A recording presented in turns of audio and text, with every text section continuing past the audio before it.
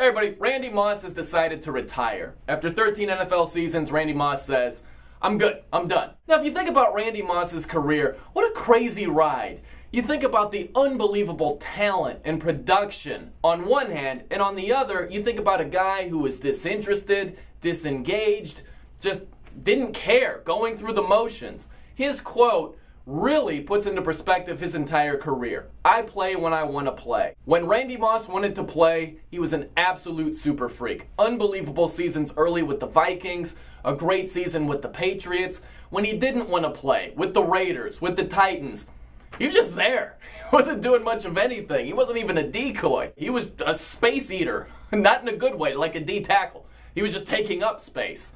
But if you think about Randy Moss's career, think of two things. One, go back to Super Bowl 42. Remember when Randy Moss caught the touchdown pass in the final minutes to put the Patriots up on the Giants 14-10.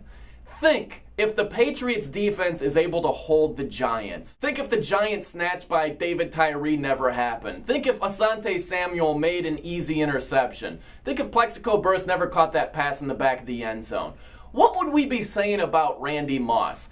Game-winning touchdown reception. Caught it from Tom Brady the same season they both set NFL records. Tom Brady with the 50 touchdown passes, Randy Moss with the 23 touchdown receptions. 23 in one season. Yet, it wasn't meant to be. And that's a microcosm of Randy Moss's career. Some great production, glimpses of greatness, but not quite completed. We always talk about what could have been. And that's really interesting. If you think about a player who accomplished as much individually as Randy Moss, just under 15,000 yards receiving, 153 touchdown catches. That's insane production. Yet we still basically say if Randy Moss was just more engaged, he could have killed the NFL every single year. We imply that although he did so much, he should have done a lot more.